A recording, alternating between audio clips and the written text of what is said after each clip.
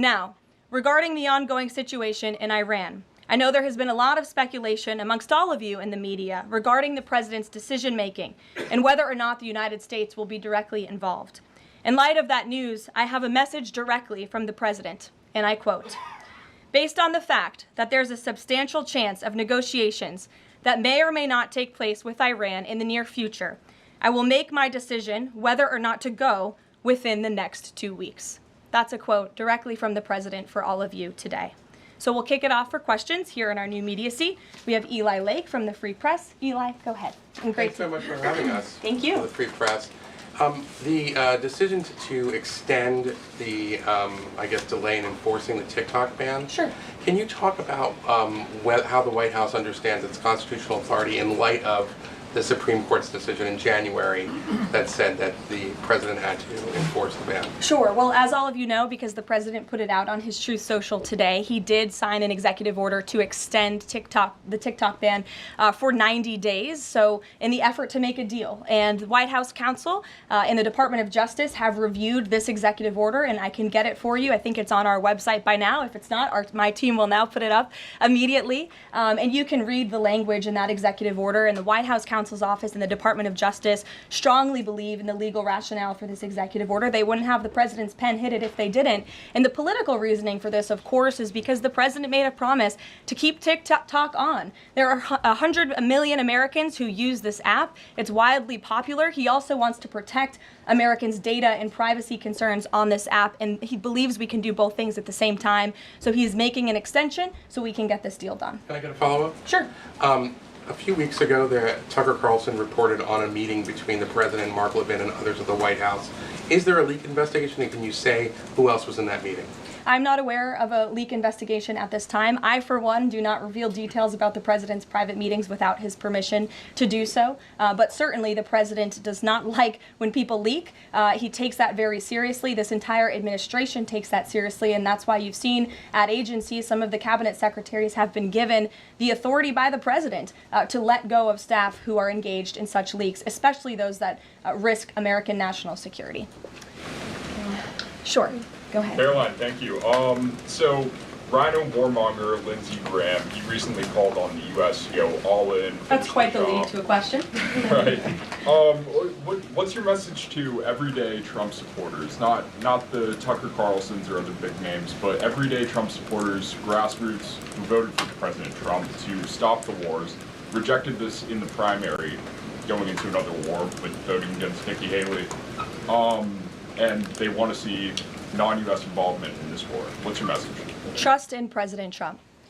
President Trump has incredible instincts, and President Trump kept America and the world safe in his first term as president in implementing a peace through strength foreign policy agenda. And with respect to Iran, nobody should be surprised by the president's position that Iran absolutely cannot obtain a nuclear weapon. He's been unequivocally clear about this for decades, not just as president, not just as a presidential candidate, but also as a private citizen. In fact, I have some quotes for you. In 2011, President Trump said, "America's primary goal with Iran must be to destroy its nuclear ambitions. We cannot allow this radical regime to acquire a nuclear weapon that they will either use or hand off to terrorists."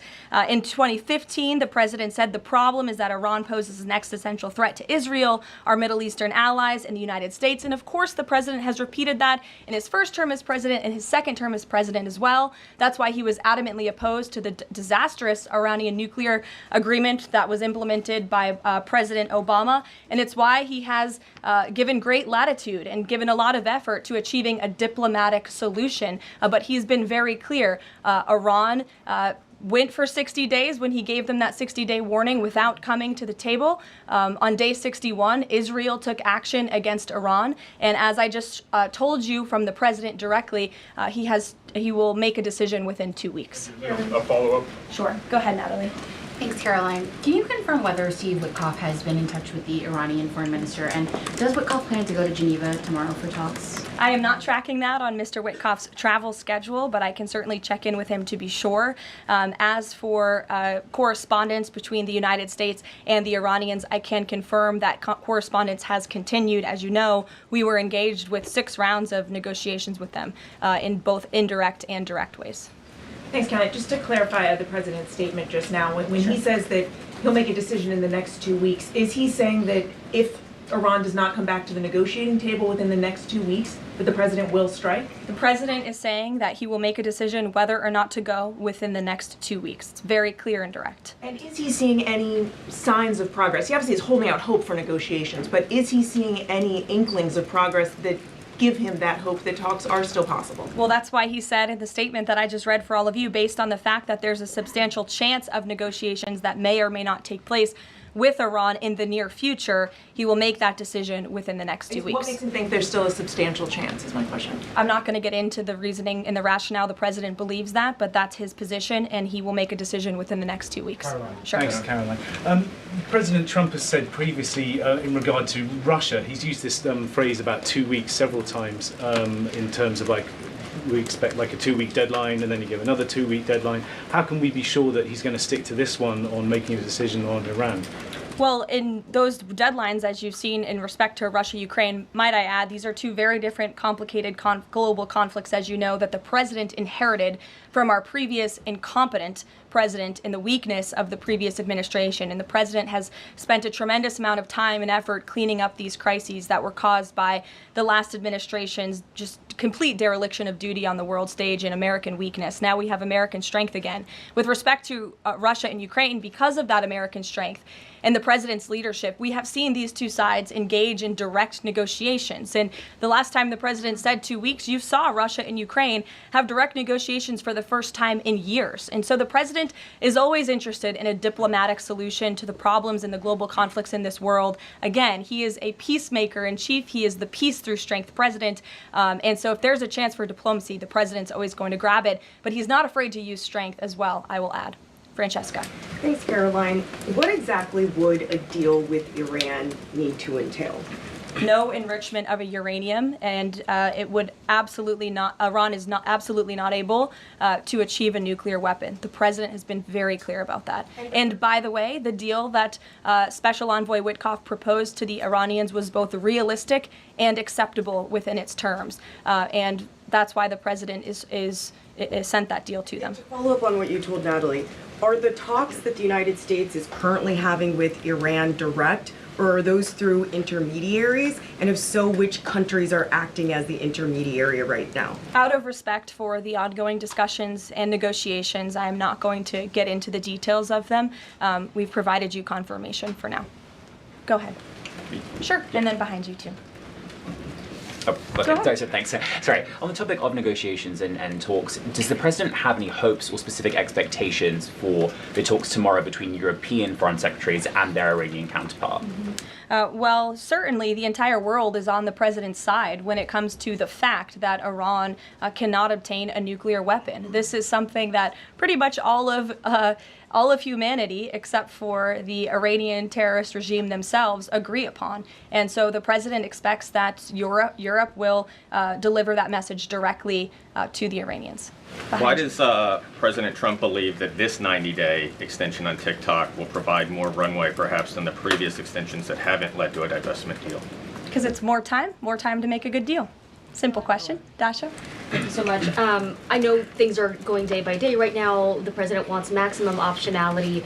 Is the possibility of the U.S. getting involved in regime change in Iran at all on the table at this point? And then I have one on Medicaid as well. Sure. The president's top priority right now is ensuring that Iran cannot obtain a nuclear weapon and providing peace and stability in the Middle East. And on Medicaid, Caroline, Sure. the Senate put forward Medicaid provisions, particularly a lower cap on state provider taxes that hospitals have said would lead to mass closures, particularly in rural communities.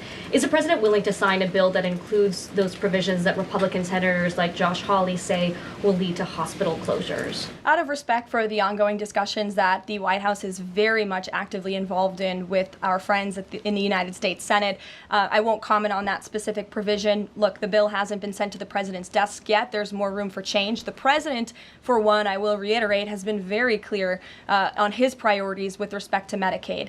He wants to see waste, fraud, and abuse ridden from the system, to protect it for tax-paying citizens who deserve those much-needed benefits. He wants to prioritize the sick, the needy, the poor in this country who deserve those benefits, not the 1.4 million illegal aliens who are receiving them. And he wants to make sure this one big beautiful bill kicks those illegal aliens off of this program to preserve it and protect it and strengthen it for the American people. And the president has been very clear in that message to his friends in the Senate.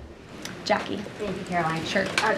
Logistically, if the Iranians are getting to Geneva, does that mean they've found a way to get to the White House? I am not going to get into hypotheticals, but as you heard from the president yesterday, they have expressed interest in doing so. There's a lot Philip. of pressure on the president to come to the aid of Israel. There's a lot of pressure on him to finish the job with force. How is he balancing the concern that if he doesn't choose to do that, that it would send a message to Xi Jinping about the U.S. commitment to Taiwan? Well, the president enjoys a very respectful and cordial relationship with China's president. He has long maintained that, even in his first term. And China and the United States share many strategic interests, both in terms of economics and also, of course, global affairs and foreign policy as well. However, when it comes to balancing these different viewpoints, the president is balancing a lot of viewpoints, and he is listening not just to other world leaders, but to his advisors and to people here in the country and the American people too. And I think that's what makes this president such a great leader, is his ability to listen and make a good decision on behalf of the American public based on his instincts and his experience. Don't forget, this is a president who was here before, and the world was a much more peaceful and stable place when he left office than when he came back in after the past 4 years of complete incompetence by the previous president. Philip, go ahead. Thank you, Caroline. Two quick questions. When the president says Iran is very close to a nuclear weapon, is he relying on U.S. intelligence or intelligence sharing from an ally to make that assessment? It is a fact, and the United States government maintains this fact, that Iran has never been closer to obtaining a nuclear weapon. And then if the U.S. were to take some type of military action, would the president go to Congress to seek war authority? I'm not going to engage in hypotheticals. I gave you the statement from the president. He'll make a decision within 2 weeks. Thank you, Caroline. Sure. Go ahead. Thanks, Caroline. Mary and then Elizabeth. Two questions, one on Iran and then the second on something Jasmine Crockett said this morning. So given that we know the Iranian government did order an operative to assassinate the president, is there concern that Iran might respond with non-traditional military ways to some kind of strike on Iran, such as another assassination attempt? And has the Department of Justice looked into this last attempt on the president's life? I believe Secret Service and the FBI have looked into the 2 assassination attempts that took place against the president, both of which were sad days in our nation's history. So I would defer you to the Department of Justice on where those investigations stand. But as for your question regarding Iranian retaliation, I'm not going to engage in hypotheticals again, but I can assure the American public and the world that this administration is prepared and ready to defend American interests and assets, not just in the region, but here on our homeland as well. Thank you. And then really quick on Jasmine Crockett, she said, I believe, that Trump supporters are mentally ill before calling for bipartisan support against the president. Can you respond to that, especially considering she's a rising star in the Democrat Party right now? She is a rising star. It's quite something to behold, actually. I hope that she continues to be a rising star for the Republican Party, at least. I think it's incredibly derogatory to accuse nearly 80 million Americans of mental illness. The last time I checked, Jasmine Crockett couldn't dream of winning such a majority of the public as President Trump did. And the America First movement, which President Trump has built, is filled of hardworking patriots, the forgotten men and women, business owners, law enforcement officers, nurses and teachers, and middle America, as we all know, from where you all grew up, outside of this beltway. That's who makes up this president's movement. And Jasmine Crockett should go to a Trump rally sometime and she can see it for herself. Jennifer. One on North Korea and one on China. Sure. On North Korea, they launched some rockets into the ocean today. What does the White House make of that? Do you read any meaning into that timing of that launch? And then on China, do you have any reaction to Xi Jinping's offer of intervening in Iran diplomatically? And are you seeing any signs that China would get involved militarily to support Iran? I don't believe we're seeing any signs of that at this moment in time. As for Xi Jinping's offer, I will leave it to the president to respond to that himself. As for your question about North Korea, we are monitoring the situation. The Trump administration is in close contact with our new South Korean counterparts as we work together to deter our adversaries and preserve a free and open Indo-Pacific. And no matter where, our adversaries and our allies alike know that President Trump will not tolerate threats against our interests on his watch, even as he works to resolve the wars that he inherited. Question. Alex, go ahead, and then I'll come to you. Thank you. Is the president concerned about the economy if farms and hotels, et cetera, struggle to find workers?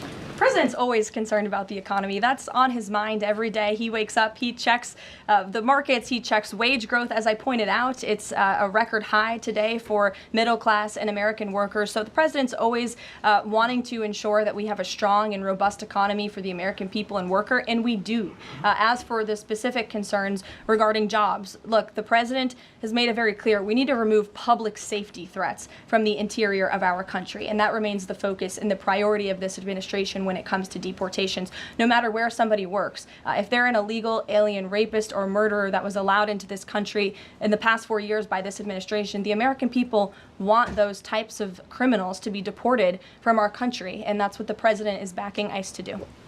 Thanks. There was an apparent skirmish between the Chinese and the Philippines in the South China Sea. Just curious if you had any reaction to that, and if the steps you're taking towards the Middle East right now are reducing your capacity to deal with that situation. I believe that happened as I was preparing and coming out here, so we'll get you a response to that. Certainly we have one, and our teams are always monitoring situations all around the globe. Okay, and then one more just on Iran. Just over the past 24 hours, we've seen some Israeli strikes on Natanz, Isfahan, and Kondab nuclear facilities. Is there any assessment just of how effective or what the result of those strikes will be? What I can share is that the IDF and Israel, I think, have exceeded a lot of people's expectations in their ability to really hinder Iran's nuclear facilities, but also they've taken out key people in the Iranian regime's leadership as well. So this is something, of course, we are monitoring and watching every day, and the president was just in an intelligence briefing. He continues to be briefed by his National Security Council, and he will throughout the duration of this war and conflict. And he also remains in constant communication with our Israeli counterparts, most notably Prime Minister Benjamin Netanyahu. Kristen. Thank you, Caroline. We have heard from a number of U.S. officials who say that Iran doesn't want to make a deal, that they are just stringing the United States along. What is to say that they are not going to continue to do so if we continue to give them extensions, now 2 weeks before 60 days? Look, Iran is in a very weak and vulnerable position because of the strikes and the attacks from Israel. And with respect to the president's statement, I shared that with all of you. And he has been very direct and clear. Iran can and should make a deal. We sent a deal to them that was practical, that was realistic, or they will face grave consequences. Why is Steve Witkoff not participating in the talks this week? I can ask Mr. Witkoff why he is not. Thanks, Karoline. Does the president object if Israel attempts its own operation against Fordo in the next 2 weeks? I won't decide that for the president, nor will I share that here. I'll let him speak to that. And then just another one. Iran is apparently warning Europeans that if struck by the U.S., it may withdraw from the nuclear proliferation treaty. That would result in throwing out inspectors and taking the program dark.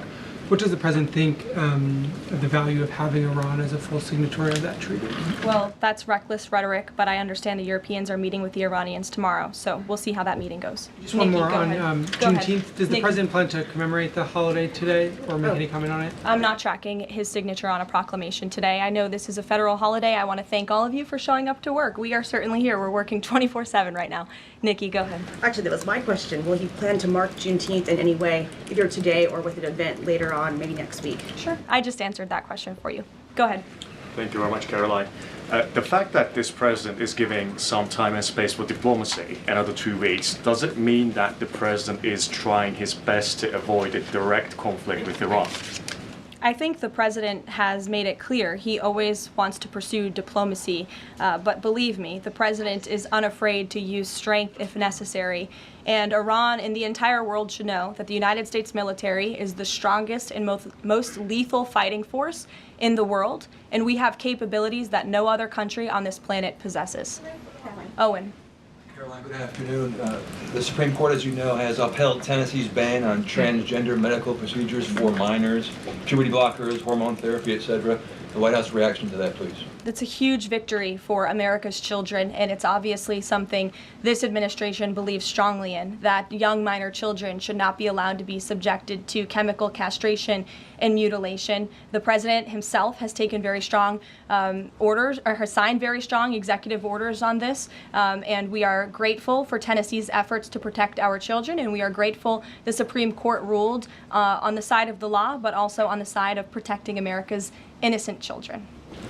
Elizabeth, go ahead. Sorry, I skipped you earlier. Okay, thank you so much. Secretary of State Marco Rubio announced new vetting procedures on student visas. Will this serve as a model for vetting other foreign visas? For all foreign visas, yes. As you know, the president signed an executive order, I think it was one of the first he signed in the first week, to strengthen our vetting requirements and our vetting system here in the United States for all visas. He directed the Secretary of State to do that. There was a pause in some of that vetting, as you all know, recently, especially with respect to students from some certain countries. But the vetting has continued, and it's stronger than ever before. As for specifics on how the vetting process has changed, I would defer you to the Department of State. As you know, they're in charge of things like that. Thank you. To what extent is this 2-week delay with Iran the result of interventions by the likes of Tucker Carlson, Marjorie Taylor Greene, or the entreaties of European leaders who want a de-escalation? Look, the president hears all voices across the country, and he makes decisions based on his instincts. And he has always said diplomacy is his first option. And is he still planning to attend the NATO summit next week? He is, yes. We will be departing from Washington on Monday morning, and hopefully we'll see some of you there. Kayla. Thanks, Caroline. Oil prices have been spiking over the last week. Is the president watching the oil market, and is that factoring into his decision-making in the Middle East? Again, as I said to, I think, Alex's question previously, the president is always watching, and this administration is doing more than any in history to bring oil prices and gas prices here at home down for the American public. They have been plummeting since President Trump's inauguration because of the executive action and the federal action this administration has taken on the home front. But yes, of course, he's paying attention and monitoring that. But as for whether it's weighing into his decision, there's a number of factors that, of course, are, and as I said, he will make that decision in the next 2 weeks. Can't reiterate that enough. Ouija. Caroline, thank you. With regard to a potential deal, Iran has said it will not negotiate under duress. Does the president believe there should be a ceasefire in these next 2 weeks as the U.S. tries to broker a deal? That's not what he said in the statement he dictated to me, so I won't get ahead of the president or add anything additional to the statement that he gave me the liberty to share with all of you. And then just to follow up on how close Iran is to a nuclear weapon, can you clarify when the president said a few weeks away, did he mean obtaining enough enriched uranium to start building a weapon, or did he mean Iran is a few weeks away from completing the production of a weapon? I'm glad you asked that, Ouija. It's an important question, and it's one, frankly, the media has been getting wrong. Let's be very clear. Iran has all that it needs to achieve a nuclear weapon. All they need is a decision from the supreme leader to do that, and it would take a couple of weeks to complete the production of that weapon, which would, of course, pose an existential threat not just to Israel, but to the United States and to the entire world. And that is something that the entire world, including countries like Russia, is in agreement with, that Iran should not and cannot obtain a nuclear weapon. And that's why the president believes that, and he's believed that, again, not just his political career, but frankly, his entire life. So it Michael. sounds like it's the former, just to be clear. Correct. They have the components. Okay, Correct. thank you. Michael. Caroline, as we look forward to the NATO summit next week, Spain right now is threatening not to oblige the president's request for all NATO countries to spend at least 5% of their GDP. Does the president take issue with this, with Spain right now? I didn't see Spain's comments. I'll make sure the president sees them, and I can assure you he wants to see all European countries pay their fair share and meet that 5% threshold. It's only fair considering the American taxpayers have given a significant chunk of money to the tune of billions of dollars to support our mutual interests and our assured defense. So I will let him speak to that, but he's made his priorities for our European allies quite clear, including Spain. Thank you, Caroline. One last question. When it comes to the president's position on foreign policy in general, is there a phrase that the White House has coined? Is there a Trump doctrine? Does the president like to talk about this? Anyone here in the White House talking about this? And if so, if there is something akin to a Trump doctrine, how would you define it? America first, always. And with that, I think I'll leave you. I know there's a lot of news in the world right now. As you know, our team is always here to answer your questions, and the president, I am sure, will take more questions from you guys at some point this week, as he always does in the effort of transparency. I appreciate your being here on a federal holiday, and we'll see you later. Thank you.